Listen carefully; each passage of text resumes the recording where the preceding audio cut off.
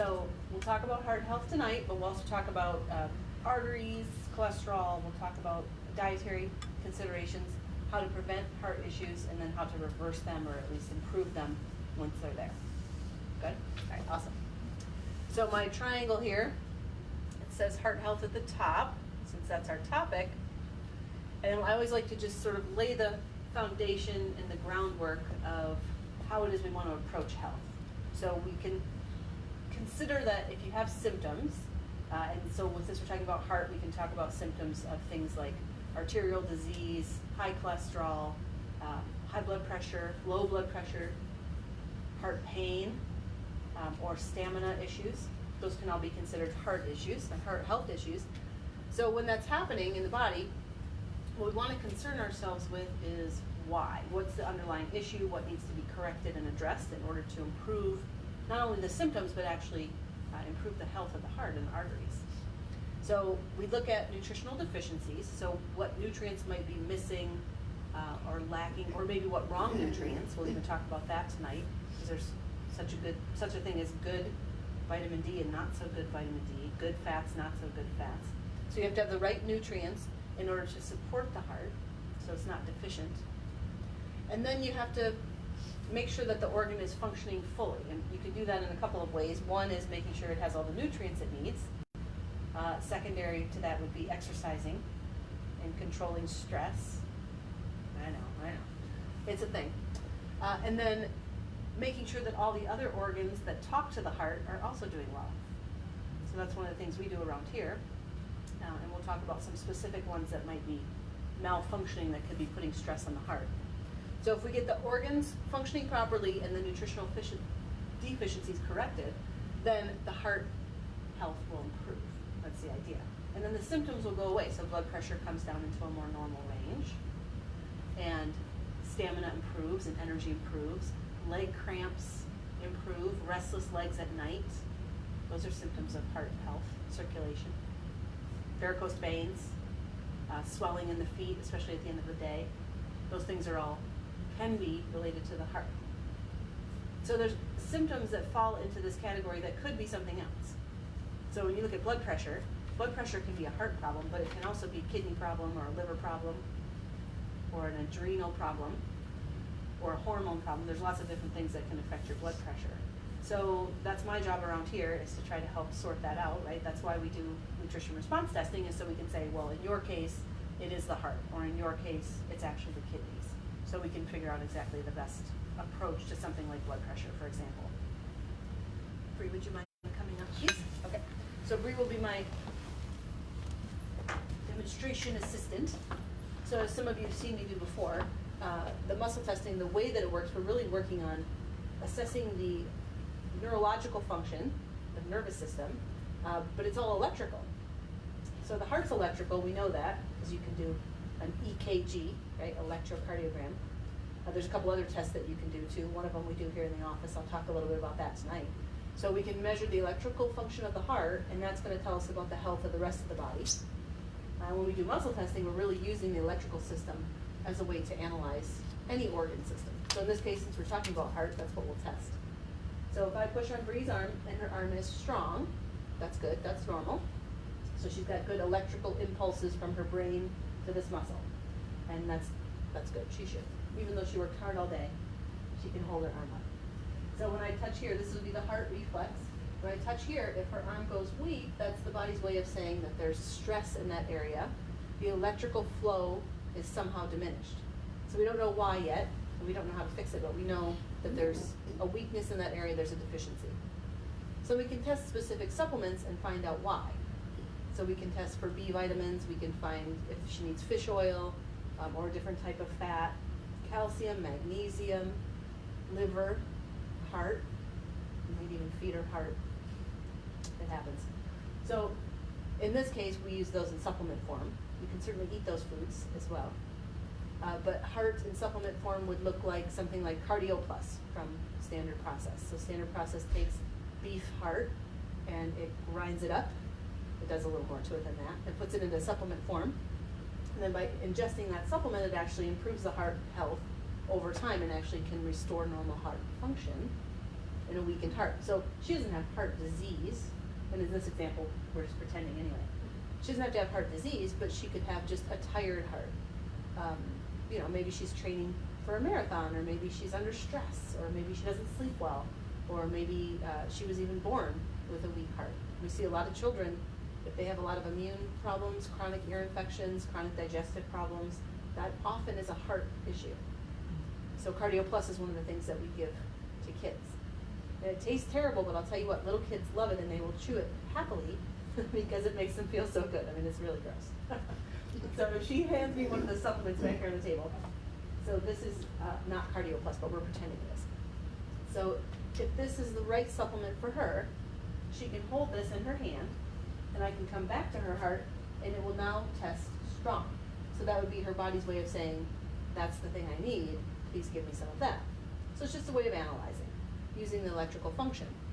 If it's not for her, then I would come here and her arm would just stay weak, so her heart reflex didn't strengthen with that supplement. We would know it's a great supplement, but it's not for her. Cool? Thank you. And we can do this with any organ system in the body.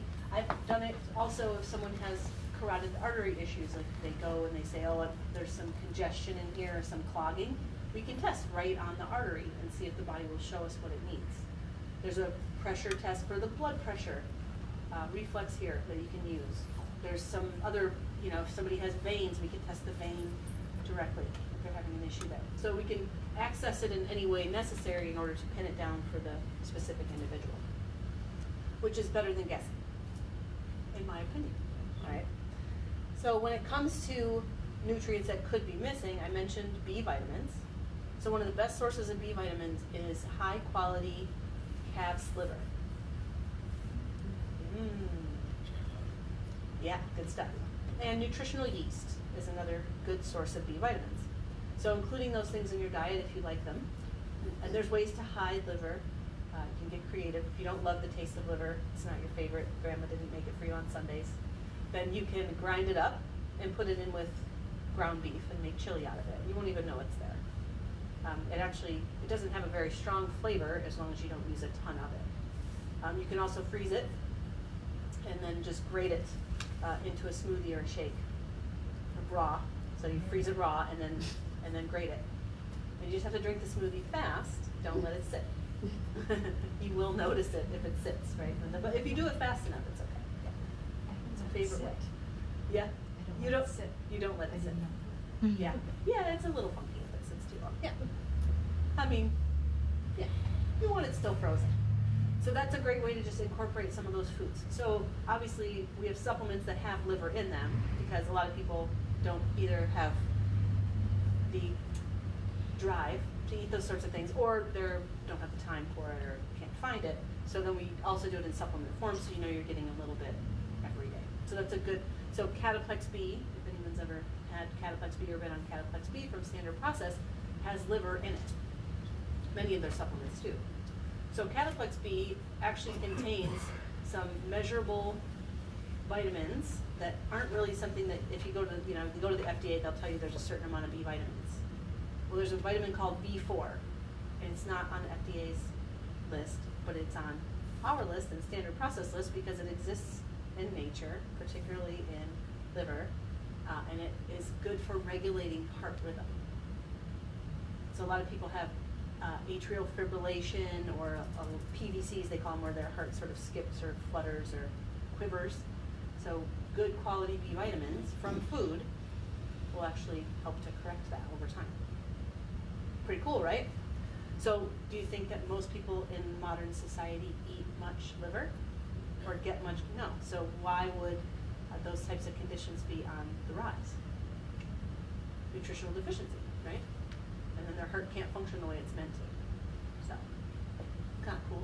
I mean, it's not cool for the people that have that problem, but that's all right. That's why we're telling them about it. We won't keep it a secret. All right.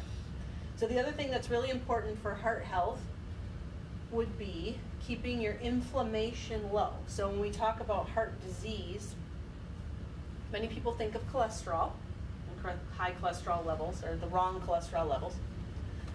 I'll leave that. But the other thing that we need to worry about is inflammation that could be caused by foods that you're eating or substances that you're coming in contact with that might be causing damage to the heart. Because when you have any sort of damage, particularly inside the arteries, so we call it oxidative damage, right? People talk about antioxidants. Antioxidants are to correct oxidative damage. And oxidative damage is what happens when we eat too much sugar, too much fried food. So like French fries have a specific compound that is generated when you fry potatoes at a high temperature. It's called acrylamide. That is an oxidative substance, so it causes damage to our cells. So antioxidants fix it. So that's things like vitamin C, really good high quality vitamin C. So if you have damage to any cell, this is not specific to the heart and the arteries, but in this case we're talking about the arteries. So damage to the inside of the arteries, when that happens, the body has to repair it. So it can use antioxidants like vitamin C, really good quality vitamin E, which is found in wheat germ oil. Some of you know wheat germ oil because we had you put it on your scars, but it's actually really good to ingest it as well. A lot of the supplements contain wheat germ oil because it's good, high quality vitamin E. So by ingesting those, vitamin A, also found in liver, okay? So by ingesting those, that will repair the damage if you have enough of it in your diet, right? So the damage occurs from, you don't have to eat French fries to have damage. Of course, that accelerates the process. And if you eat a bunch of sugar, that also accelerates the process. But just walking around, breathing polluted air, you know, normal day-to-day activities, even if you're in a relatively clean environment, there's some amount of damage that occurs. That's normal. So you want to repair that as fast as possible because when there's inflammation or damage on the inside of the arteries, the body has to repair it in order to keep your arteries from leaking. So it can repair it with good quality vitamin A, C, and E, and selenium is the fourth one. Or it can repair it with cholesterol and eventually calcium. And that's what you don't want because that's with hardening of the arteries, plaquing of the arteries. So cholesterol is your body's way of trying to repair damage that's been done on the inside of the arteries. So it's a normal function. Your liver makes cholesterol, and that cholesterol gets deposited like you put chewing gum over a little hole in the wall to make it smooth again, right? That's what cholesterol does. Now, it's not meant to stay there long term, it's just meant to be there temporarily until the repair can occur, right? So you would never patch your entire living room wall with chewing gum, but if you just had company coming over for a minute, you might just, well, just temporarily let me cover this hole, and later on I'm gonna come back and fix it for real, right? But what if you never get the components that you need to fix it for real? Because you don't eat enough real food, right? Or too much sugar, and the damage keeps happening. Then the body never gets to go back and replace that cholesterol deposit with something better and more flexible and more long-term. That's how you get plaquing and a development of cholesterol deposits and narrowing of the artery. And then over time, so let's say you have a little bit of cholesterol forming here, and then it's kind of getting a little bit bigger, so you have a little more damage, a little more damage, a little more damage. And then over time, it actually will harden, and calcium will also come in and adhere to that patch. And so not only do you have a narrowing of the amount of room, so the blood's supposed to be coming through here, right? All the little blood cells, they're supposed to be flowing through. And the tiniest arteries in your body, the blood cells can only go through single file. Blood cells are really, really tiny. They can only go through one at a time in the tiniest little capillaries. Those are in your eyes, the very tips of your fingers, tips of your toes, and inside your organs like your kidneys. So it's important to be able to get single file blood cells down through the little tiny vessels in your eye, or else what happens? You get macular degeneration, you get a deadening of the back of the eye, and you start to lose your eyesight. So that can happen anywhere in the body. That's just one example. So we want to keep these arteries nice and open, plenty of room for the blood to flow, regardless of how large they are. And we don't want them to get hard. So we don't want calcium depositing along here and making these arteries inflexible. So the arteries are actually muscle. They're muscular. They contract and relax just like a muscle in your arm. So they do this to pump blood through, even the tiny ones. So if they get calcium deposited on them, they can't do that as well anymore. They're inefficient, so they can't sort of help the blood flow.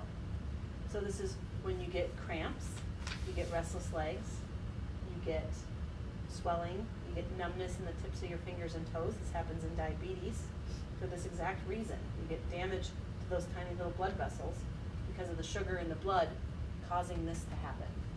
It causes that hardening in the arteries and the calcification in the arteries, and then the blood doesn't flow as efficiently.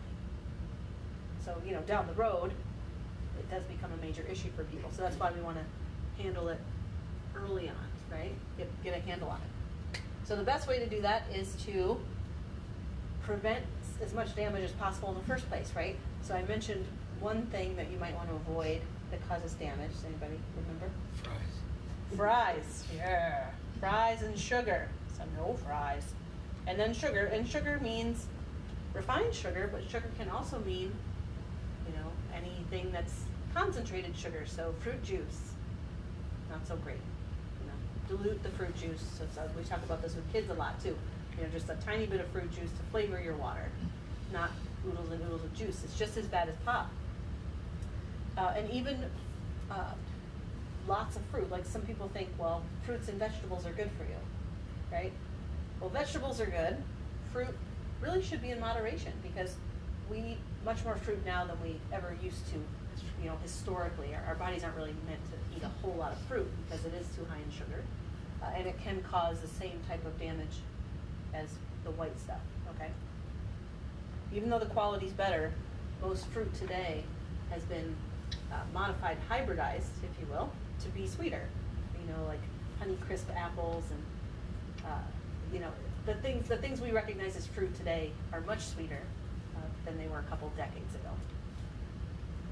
Because we like it that way. Because it tastes good. But too much of a good thing is still a problem. So once this has occurred, the solution is to prevent further damage by doing the things we just talked about, making sure you're including really healthy fats in your diet. So we didn't talk yet about which fats those are, but you want to avoid vegetable oils, so the fats that are found in most processed foods. So margarine, Crisco, most of you probably know that that's not so good, canola oil. But really watching out for any packaged or processed foods because these are the types of fats that get put in there. Soybean oil, canola oil, corn oil. They're usually genetically modified oils as well from genetically modified crops. But these will cause an acceleration of damage inside the vessels. So really the oils that we've been told are heart healthy are the exact opposite. It's all marketing, which is infuriating for those of us who've known the truth and say, no, it used to be true, you know, it used to be true and it still is true that lard, like Grandma used to use, is actually much better for you than these commercialized oils because they've been too processed. The body cannot process them in a way that's helpful. Yes, ma'am? Avocado oil? Avocado's good. Yep, avocado would be good. Real olive oil is good. Coconut oil is good, which of course, depending on the week, the media will tell you it's good or it isn't. But it is. It always has been. There's cultures around the globe that have subsisted only on coconut oil and they do not have heart disease. They also get plenty of vitamin D, which is another nutrient I want to talk about. So we, here in Michigan, we definitely have difficulty getting enough vitamin D, particularly this time of year, for obvious reasons, because it comes from the sun for most of us. So getting outside when it is sunny, getting out, especially in the middle of the day, getting sun on your face and your arms, very important. We don't see enough of the sun for that to be adequate, quite frankly. So fish oils are good. Most of them are high in good quality vitamin D.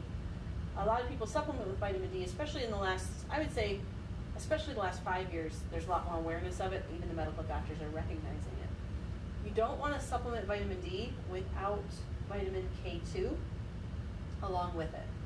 So if you have a vitamin D supplement that you've gotten at the store, and this is true for Facebook land as well, a vitamin D supplement off the shelf, you want to be sure that it also includes K2. So K2 and D3, because K2 is what keeps the D3 moving through the body and helps it to be assimilated, and it keeps it from causing calcification issues. So if you take vitamin D without the vitamin K2, then it can actually make this calcium issue worse, because you get an unbalancing calcium and vitamin D. So when we're looking at calcified tissues, kidney stones, joint issues like joint spurs, you want to make sure your vitamin D, it'll assimilate better, it'll keep your heart healthy, and it'll prevent this problem we're talking about. So it's an easy fix. If it doesn't have it, then you make sure you add some in. All of the vitamin D supplements, with the exception of one that I use, have the K2 along with it as a synergist, just because we find that it works better. Some people don't need it because they get enough K2 elsewhere, so occasionally we'll supplement without, but it should be something on an individual basis that's tested.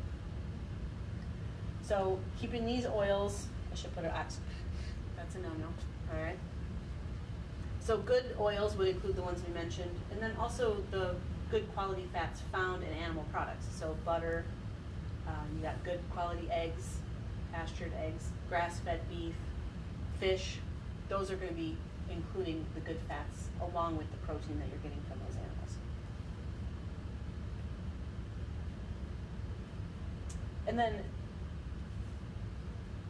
really vegetables, of course, I always include vegetables are a good thing, you know. They're good.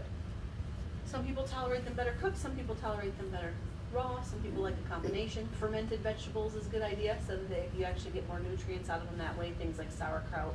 You can ferment pretty much any root vegetable, you know, cabbage is sauerkraut, but you can do carrots, you can do radishes, things like that. So if you're not into fermenting your own vegetables, you can buy them at the store now. Here in Ann Arbor, we have the Brinery. They're very good, high quality fermented vegetables. So including some of this every day, because this helps your body. It balances your immune system for one thing, but also helps your body to assimilate other nutrients. So absorption is key, right? So if you eat really good food, but you never absorb any of it, that's a problem. So the fermented foods help your body do that. Kombucha is another one. So that will actually help you assimilate the vitamins from your food. And so will good fats. So putting butter on your vegetables, putting good oil on your salad actually helps you to get those fat-soluble vitamins. Vitamin D being one of them, vitamin A being another. So you have to get those fat-soluble vitamins like we talked about, or else you can't repair the damage or any lining issues in the arteries that occur from the other stuff. It's good. It's a good excuse to eat butter. It's heart healthy. Yes. Yes. I do. What's that, Johnny? I love it. You love it. I know you I love butter. He loves it. Me too. Emily walks around with a stick of butter and a spoon. That's her. She does that all day. And so she left for training for Florida a few weeks ago. She'll love that I'm telling the story. She left a few weeks ago for training in Florida, and I took a picture of the stick of butter on her desk and the one on the back table, and I said, would you like these in the refrigerator while you're gone for 3 days? There's 2 of them. Both with the, you know it's hers because it has a spoon in it. Oh, yes, please, put them in the fridge. Because it helps her, keeps her energy up, and it helps her feel, her brain feel more alert. So she has it as a snack. It's fine. My daughter loves to eat butter. You cut little pieces of it, just eat it right off like it's cheese, yeah. It's good. Is sesame oil a good one too? Sesame oil would be good. Okay. Yeah, and that's a nice flavor too to add. Yeah, so nut oils, seed oils, those are generally good.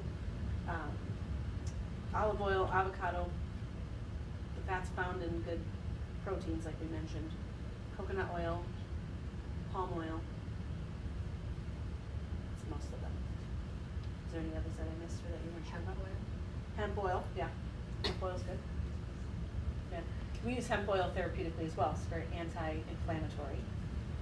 So that's something that's good also for the heart health. Thank you. I'm so glad I asked. Yeah. So when it comes to cholesterol, the level of cholesterol in your blood has less to do with heart disease than the level of inflammation in your body. Because if you don't get to a point where there's much inflammation happening and the body never has to use that cholesterol to stick into the cracks in your artery walls, then the cholesterol isn't necessarily a problem. And some of us have higher cholesterol than others. There is a genetic component to that. And most of the cholesterol that's in the body is made by the liver. So it's not a dietary. This is starting to be finally sort of accepted in the medical world, but it's never been a dietary issue. Dietary cholesterol has very little effect. And I know this because I've taken people off of their heart healthy Cheerios and had them eat eggs made in butter, and their cholesterol comes down. So which of those foods has higher cholesterol, right? The reason the body overproduces cholesterol is due to a response. It's a response to damage, because it needs some for repair, or it's a response to a hormonal issue, hormonal imbalance. So you can have, if your thyroid's out of balance, you'll get a temporary increase in cholesterol. If blood sugar's out of balance, so too much sugar in the diet, cholesterol goes up. So when you're diagnosed with diabetes, they automatically give you something to lower your cholesterol, assuming that because you have high blood sugar, you're going to have high cholesterol and therefore damage. And they're actually right. But a better solution would be fix the sugar, keep the inflammation low, and then you wouldn't need the cholesterol lowering drug, right? That's more what we try to do around here, actually fix it up. So the cholesterol is not the evil person. It's really why the cholesterol's there in the first place. So you have to figure out, is it genetic? Is it because of some other damage that's happening, the body's overproducing, or is there a hormone imbalance or something else, some other stress? And then it matters also which parts of the cholesterol exist. You know, there's the good cholesterol and the not so good cholesterol, and the ratios of all of that matter too. So if you have specific questions about your cholesterol or the numbers, I can help with that. It's something to help people with all the time. But it doesn't automatically mean that you're at a higher risk of heart disease or heart attack. They haven't really shown that in lots and lots of studies, that high cholesterol. Actually, they've shown that low cholesterol is a risk factor for heart attack. Oops. Yeah. So there's not great correlation there on a lot of the studies that they've done. Inflammation is a risk factor for heart attack. And one of the reasons why they recommend statins is because something in the statin is actually a bit anti-inflammatory. So if it has a positive effect on heart disease, it's because of the anti-inflammatory effect, not the cholesterol suppressing effect. It's like a secondary thing. But there's all kinds of secondary issues that come with statins. So it's not the preferred method of treatment if you can help it. Does this help? So when we talk about calcification, you asked me about valves. The same idea. So valves become faulty when the heart is under stress and the heart is enlarged. So if your heart has to pump really hard for many years, it can become enlarged, and that will pull the valve apart and make it not as efficient at working. It's like if you had a screen door and there was a little cut in it and it kind of never quite goes back together the right way. That can happen as the heart sort of pulls that opening further and further apart. It's not a good analogy, but I couldn't think of a better one. But calcification occurs for all the reasons we talked about. So damage, inflammation, and maybe not the right kinds of nutrients. So the wrong kind of calcium. We talked about the wrong kind of vitamin D. Most of the calcium supplements on the market never get absorbed anyway. You can see them on x-ray go through the gut and pass right out into the sewer. So a lot of the high dose calcium that's recommended for women over the age of 40 is really not assimilated anyway, because it's not in an absorbable form. But if it is assimilated, sometimes the body can't quite figure out what to do with it because it's not quite right. And that will cause calcification, kidney stones, bone spurs, things like that too. So that would be something to look at.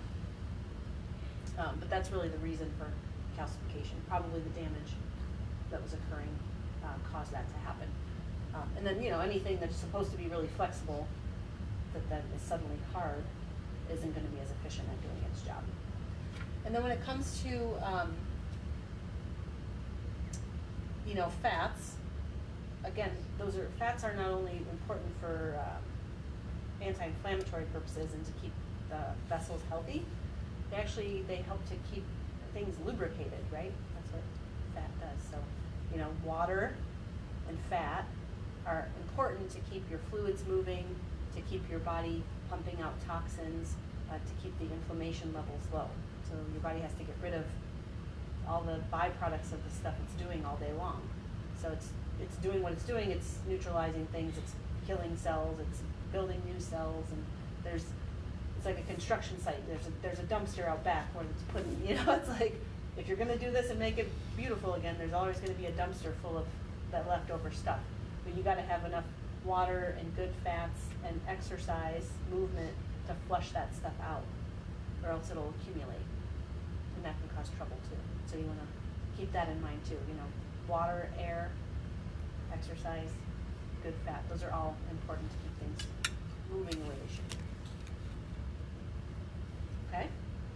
So if people come in and they have symptoms that don't seem to be related to the heart, but I mentioned restless legs, any kind of left shoulder issue that didn't seem to come from an injury but just sort of is there and hanging out, I'm always checking the heart with that, because it's right here.